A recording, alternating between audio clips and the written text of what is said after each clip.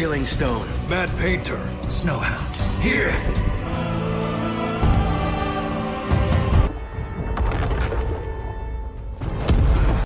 Halo brosis yang semoga selalu dalam lindungan Tuhan. Apa kabar kalian hari ini? Baik-baik saja bukan? Alhamdulillah kalau baik. Oke, untuk kesempatan kali ini film yang akan kita review adalah film yang berjudul atau bergenre romantik perkungfuan. Wis ada ya. Yang berjudul Dream of Eternity.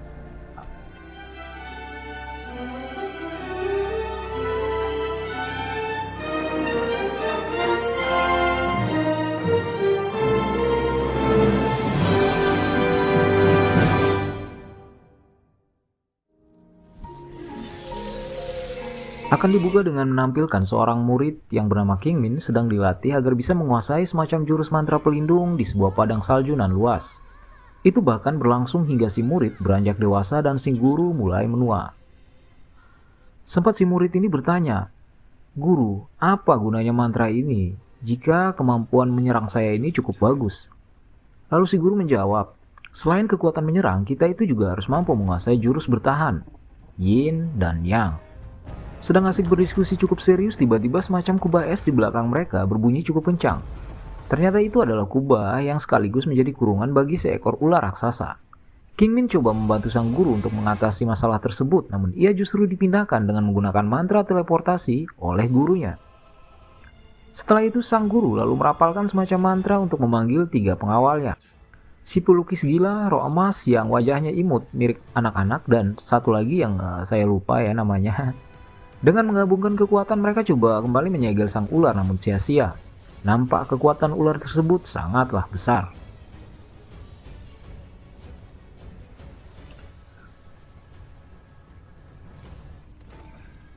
Tiba-tiba si Kingmin ini malah muncul dengan beberapa murid lain untuk membantu sang guru. Sayangnya itu adalah tindakan yang keliru karena sang ular langsung saja menyemburkan racunnya kepada mereka. Kingmin dan beberapa temannya coba merapalkan mantra bertahan, tapi karena kemampuan mereka yang belum mumpuni, pertahanan mereka tersebut tidak bisa menahan bisa sang ular. Untungnya sang guru dan ketiga pengawalnya ketika itu langsung melindungi mereka dengan konsekuensi. Tubuh sang guru dan para pengawalnya harus ditembus ya oleh bisa ular raksasa tersebut. Menyadari keadaan yang gak kondusif dan makin gawat, si imut-imut roh emas lalu coba mengorbankan dirinya untuk masuk ke dalam tubuh sang ular dan lalu meledakannya dari dalam. Setelah keadaan berangsur membaik, Kingmin mendekati gurunya untuk bertanya, apakah ada penawar yang bisa digunakan? Sang guru lalu menjawab, sayangnya tidak ada. Meskipun si roh emas sepertinya telah meledakkan ular tersebut, namun sebenarnya percuma karena raga asli ular tersebut masih tersegel di ibu kota kabupaten daerah mereka. Disegel oleh beberapa klan sejak beratus tahun yang lalu. Setelah menjelaskan beberapa hal, lalu si guru pun berpamitan dan berpesan kepada Kingmin untuk bisa meneruskan tugasnya. Juga berlayar ke selatan untuk mengatasi roh ular yang hampir lepas dari segelnya. Terlihat di suatu malam, Kingmin sudah tiba di sebuah kota kabupaten dalam versi Korea tentunya untuk menghadiri prosesi penyembahan langit. Terlihat suasana cukup ramai oleh para tua muda, jomblo dan maupun yang berpasangan sedang menikmati malam. Ada yang bermain nyeburin lampion ke air, gosipin tetangga omongin konten YouTube, berbagi garapan aplikasi penghasil uang gratisan, sampai kebijakan YouTube yang belakangan makin mengetat dah gaya celana legging yang suka dipakai oleh emak-emak komplek tetangga sebelah. Dengan wajah kalemnya yang khas sambil menyeberangi sungai, dia pun menyaksikan itu semua.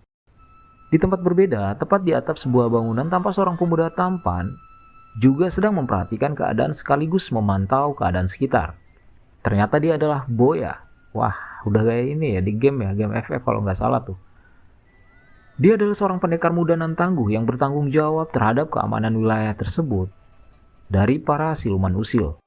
Namun tiba-tiba keduanya seperti merasakan kehadiran siluman secara bersamaan.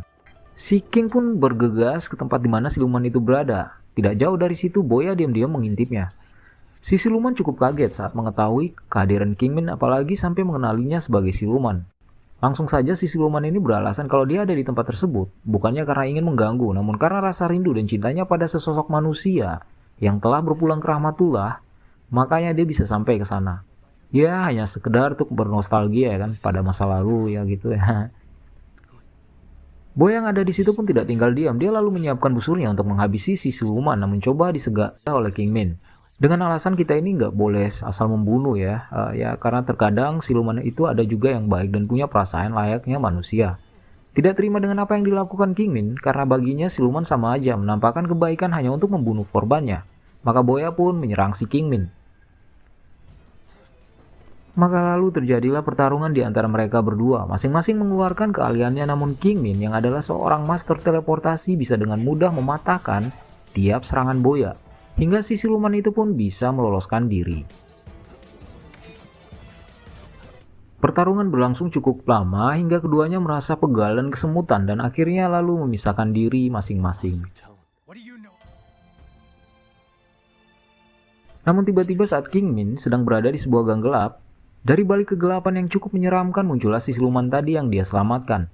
Siluman tampan itu rupanya hanya ingin berterima kasih pada Kingmin karena sudah diselamatkan. Selain itu, dia juga meminta izin dan memohon agar diperbolehkan menjadi arwah pelindung bagi Kingmin. Karena seumur hidup dia, baru Kingmin lah yang bilang kalau siluman itu sebenarnya juga punya hati dan perasaan. Nama si siluman itu adalah Batu Pembunuh. Wow. Shin kemudian berpindah ke pelataran istana di mana Boya akan menginap untuk perayaan esok hari. Namun dia itu begitu terkejut karena ternyata Kingmin pun ada di sana. Mereka kemudian kembali terlibat pertengkaran kecil-kecilan ya. Untungnya segera dilerai oleh si cantik Longye dari wilayah selatan. Di sana juga lalu hadir si tampan lain yang adalah seorang roh pelindung milik Master Hongru yang akan memimpin ritual di esok hari. Dia pun lalu menyuruh mereka untuk segera beristirahat. Namun sebelum ke kamar, si cantik Longye malah melebarkan semacam serangga untuk menjaganya dari siluman. Melihat itu, si roh pelindung bilang nggak perlu khawatir ya, karena dia udah memasang kubah pelindung agar para siluman tidak bisa sampai ke tempat tersebut. What are you doing? Get in or out? Hari pun menjadi pagi. Para master sudah bersiap untuk melakukan ritual, begitupun si Tuan Putri. Namun Master Hongru yang ditunggu-tunggu malah nggak nongol juga. Saat si putri bertanya di mana Hongru, tiba-tiba malah ada laporan kalau ternyata Master Hongru ini telah meninggal dunia karena dibunuh.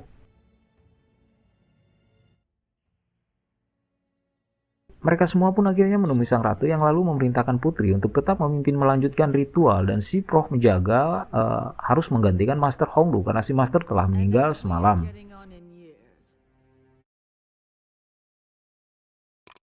Akibat kejadian pembunuhan tersebut, suasana akhirnya menjadi tegang. Semua saling mencurigai dan saling menyalahkan. Lalu Longye bilang sekaligus menawarkan kalau dia itu mempunyai sekumpulan kecebong yang sangat peka terhadap kehadiran siluman. Semua akhirnya menyetujui untuk menghadirkan para kecebong. Dan benar saja, karena saat dihadirkan, para kecebong ini langsung beramai-ramai berenang menuju ke arah Master Kingmin. Melihat hal tersebut, si Tuan Putri langsung bilang kalau ya ternyata emang bener ya rumor yang mengatakan kalau si Kingmin ini adalah anak dari siluman rubah. Tuan Putri lalu memerintahkan menangkap Kingmin, namun dicegah oleh Master Boya dengan alasan dia itu semalam sempat meletakkan telinga ajaib di kamar Master Kingmin. Dan dia menemukan kalau Master Kingmin itu pada malamnya tidak kemana-mana. Kingmin lalu menunjukkan serangga penguping yang dia dapat di kamarnya. Serangga itu ternyata milik Longye. Maka para kecebong tadi berenang ke arahnya ya karena serangga tersebut. Master Longye lalu bilang kalau bukankah guru Kingmin adalah seorang penyegel ular bencana. Apakah semasa hidup dia itu nggak pernah menceritakan mengenai ular tersebut. Kingmin pun lalu bilang kalau gurunya itu meninggal tiba-tiba sebelum sempat menceritakan. Anehnya, para kecebong tadi malah berenang ke arah Tuan Putri. Suasana mendadak gak enakan ya kan? Melihat hal itu, Longye langsung saja menimpali dan meminta maaf kepada Tuan Putri. Karena terkadang kecebongnya ini ya suka usil dan susah diatur juga sih dan asal peka. Si Tuan Putri cuman diam. Lalu dia bilang, dalam 3 hari para naga penjaga harus segera dibangkitkan. Mereka pun akhirnya dibubarkan. Sebelum masuk kamar, saat Master Boya dan Kingmin bertemu di depan kamar, Master Kingmin lalu menyerahkan telinga ajaib milik Master Boya dan lalu bertanya, buat apa lu masang benda ini di kamar gua ya kan? Emang mau nguping apa? Sempat kikuk bentar, Master Boya lalu ke kamarnya dan mengambil semacam kertas mata ajaib milik Master Kingmin. Sambil balik bertanya seperti apa yang ditanyakan oleh Kingmin kepadanya. Saat keduanya bingung karena sama-sama ketahuan saling memata-matai, tiba-tiba si cantik Longye keluar dari kamarnya sambil membuang mata ajaib milik Kingmin dan kuping sakti milik Boya ke lantai. Ya, ternyata mereka bertiga saling memata-matai ya. Malam pun tiba, para master memulai perburuannya. Di sini mereka harus mendapatkan sebanyak-banyaknya mustika dari para siluman yang akan dipergunakan untuk membangkitkan 4 naga pelindung. Namun saat pulang dari perburuannya dan melewati kamar Master Kingmin, Boya ini terkejut karena bukannya pergi mencari mustika siluman, si Kingmin ini malah bersantai ditemani para roh pelindung dan siluman cantik di kamarnya. Boset.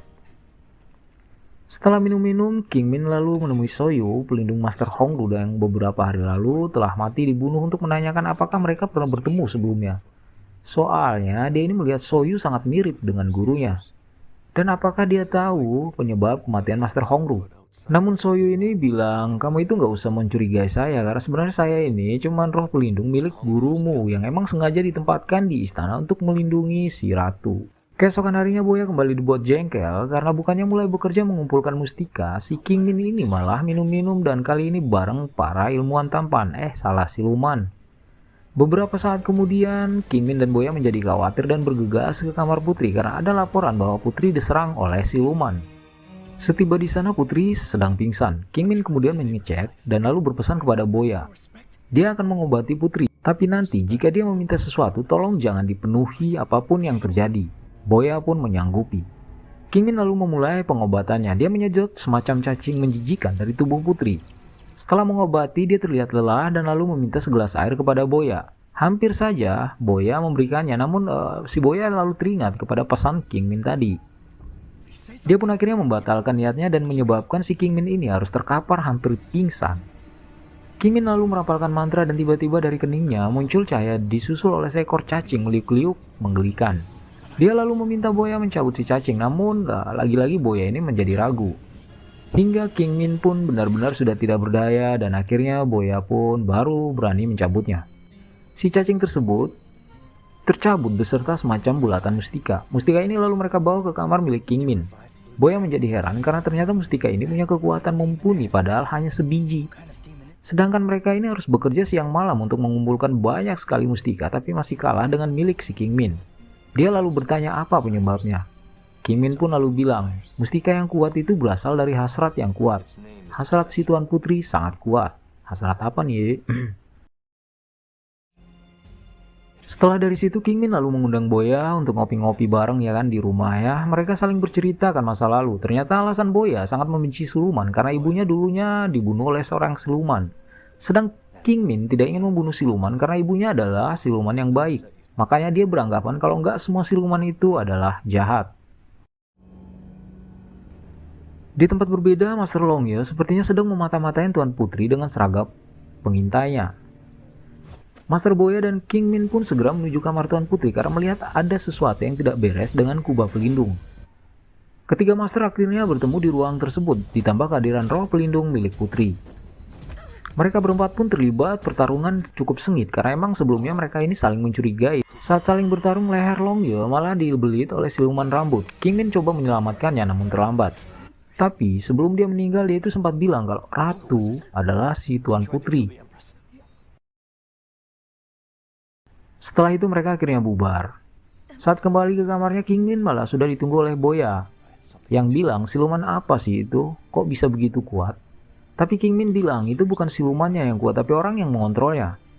Sedang di kamar Putri, roh pelindung bilang kalau dia juga akan membunuh Boya dan Kingmin karena Longye sempat bilang ke Kingmin terkait rahasia mereka. Keesokan harinya Boya dan Kingmin kembali bertemu di depan kamar. Mereka memutuskan untuk langsung aja bertanya kepada Putri dan si roh pelindung. Tapi sebelum mereka berpisah, Boya memberikan telinga ajaibnya. Begitupun dengan Kingmin yang memberikan mantra matanya dan saling berpesan untuk berhati-hati karena tugas kali ini sangat berbahaya. Kingmin menemui Putri sedang si Boya menemui roh pelindung. Kingmin berusaha memancing emosi Putri. Boya pun mencoba kesetiaan si roh pelindung dengan meminta si roh ini untuk memotong tangannya sendiri. Jadi kalau emang benar si roh ini masih setia maka dia akan tidak akan melawan ya karena saat itu Boya membawa semacam kertas mantra untuk menyegel si roh. Kertas tersebut diberikan oleh Kingmin. Namun saat ditanya oleh Kingmin, si Tuan Putri malah dibunuh oleh siluman rambut. Kingmin kemudian lalu teringat akan Boya sahabatnya dan lalu segera coba menjumpainya dan syukurlah dia temui Boya hanya dalam keadaan pingsan. Di tempat berbeda ternyata Soye telah bersama Tuan Putri yang tadi berpura-pura mati. Boya bingung dengan apa yang terjadi. Namun King Min si jenius kemudian menjelaskan semua, mulai dari kejadian awal soal kecebong, ratu yang menitahkan Soya menggantungkan Hongru sampai si master cantik yang dibunuh siluman karena berhasil tahu rahasia antara Soya dan Tuan Putri yang ingin membangkitkan ular raksasa. Aduh, capek. Tuan Putri mengagumi kemampuan analisa King Min. Dia lalu bilang dahulu kala dia itu sering mengkonsumsi daging duyung ya kan. Pantesan aja sekarang susah banget nyari. Itu dia lakukan untuk bisa abadi. Dan tetap agar bisa menyegel ular raksasa dalam tubuhnya. Dia pun harus hidup beratus tahun dan harus terus-terusan menahan rasa sedih karena terus kehilangan orang-orang yang dicintai. Setelah itu dia tiba-tiba merasa mules. Boya dan King Min menyadari hal itu dan lalu coba menghentikannya, namun Soya malah memindahkan mereka dengan ilmu teleportasi. Untung sebelumnya mereka ini sudah saling bertukar mantra ya kan, hingga mereka bisa tetap saling berkomunikasi. Di detik-detik terakhir si Boya berhasil diselamatkan oleh King Min menggunakan ilmu teleportasinya. Di tempat berbeda, si Tuan Putri akhirnya melahirkan seekor bayi ular menyeramkan. Ular yang bisa segera tumbuh menjadi besar hanya dengan memakan perasaan dan hasrat manusia. Di keadaan setengah sadarnya, Putri dan Soya kemudian membayangkan mereka yang sudah berjanji untuk saling menjaga. Di tempat Boya dan King Min, pedang ajaib yang dibawa oleh King Min tiba-tiba bereaksi dan terbang untuk membunuh si ular, namun berhasil digagalkan oleh Soya. Soya lalu segera membawa Tuan Putri naik ke kepala ular untuk segera pergi dari tempat tersebut. Ular tersebut cepat membesar karena dia terus saja menyerap rasa takut para masyarakat yang berlarian menyelamatkan diri. Kubah pelindung pun kemudian bereaksi untuk melindungi kota sekaligus menyegel ular bencana tersebut agar tetap berada di dalam kota kerajaan. Di saat terakhir, si Tuan Putri kembali tersadar kalau itu sebenarnya tidak harus dia lakukan karena jika ular tersebut lepas maka akan menjadi bahaya besar bagi dunia. Dia coba mendorong Soya hingga terjatuh agar mereka bisa mati bareng namun sepertinya gagal.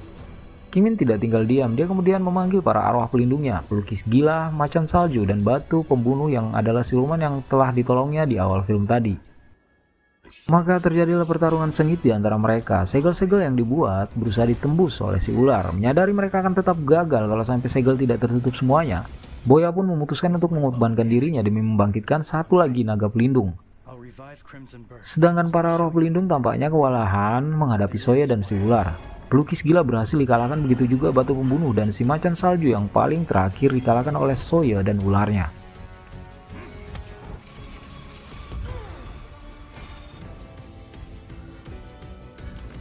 Saat King Min tiba di tempat Boya, ternyata Boya sudah berubah menjadi semacam roh pelindung yang juga telah berhasil mengaktifkan segel terakhir yang mengurung si ular. Dia pun juga kemudian terbang untuk menyerang si Soya, maka terjadi pertarungan sengit di antara kedua roh sakti ini.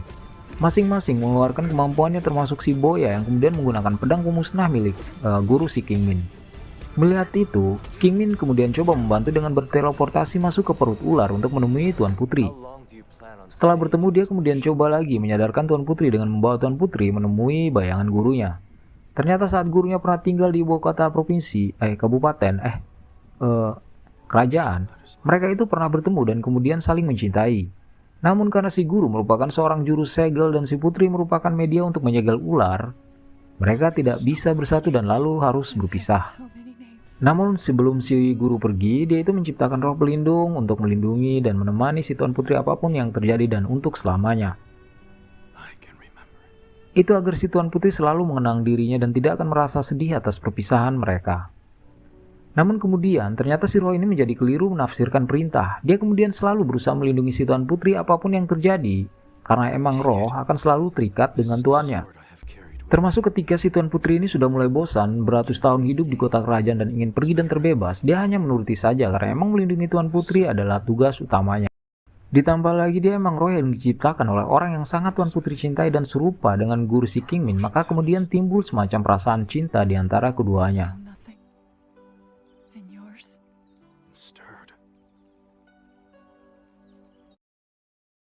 Di atas sana si Boya coba menghujamkan pedang ke tubuh Soya namun gagal. Bahkan dia hampir saja diserang balik oleh Soya menggunakan mantra kuat. Andai si Tuan Putri tidak segera menggagalkannya. Sambil mengancam akan bunuh diri, si Tuan Putri lalu bilang, apa jadinya roh pelindung tanpa orang yang dia lindungi? Namun Soye bilang kalau Tuan Putri nggak bakal bisa mati karena dia itu abadi. Tuan Putri kemudian lalu bilang dia itu nggak abadi lagi karena sudah tidak sedang menyegel si ular bencana. Si Tuan Putri lalu bilang ke Soye untuk tidak membohonginya karena pernah berjanji untuk selalu bersama selamanya. Setelah bilang begitu, si Tuan Putri lalu membunuh dirinya sendiri. Si ular laknat setelah kematian Tuan Putri pun ikutan mati. Namun sebelum itu dia sempat menembakkan bisanya ke arah Kingmin. Untuk saat itu ada roh pelindung Boya yang segera menghalanginya. Soye ternyata belum mati, dia kemudian mendekati Raga Boya dan ingin membunuhnya dengan pedang. Kingmin berusaha menghalangi menggunakan mantra perisainya namun gagal. Untunglah dia kembali teringat kepada pesan sang guru yang bilang, mantra pelindung akan bekerja maksimal jika kita tahu pasti siapa yang akan kita lindungi dengan sungguh-sungguh. Karena dia telah kehilangan ibu semasa kecil dan gurunya pun sudah meninggal, maka kini orang yang paling ingin dia lindungi adalah Boya. Dengan kekuatan baru yang dia dapat, Soye berhasil dia habisi.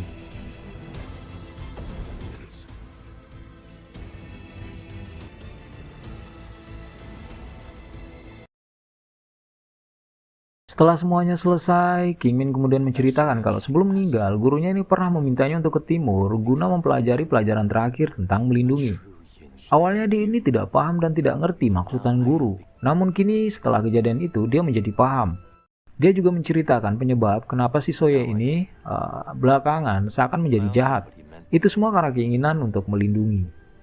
Mereka kemudian kembali berpisah karena si Kingmin harus kembali ke kampung halamannya nun jauh di sana. Sedangkan Boya tetap di sana untuk melindungi kota kerajaan hingga akhir hayatnya.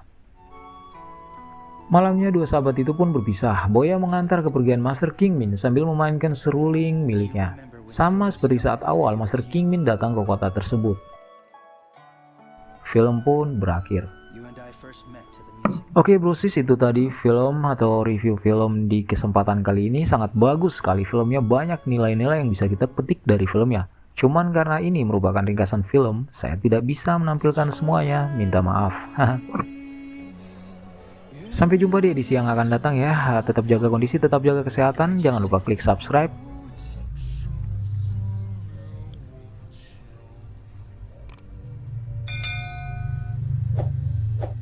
See you next time and wassalam.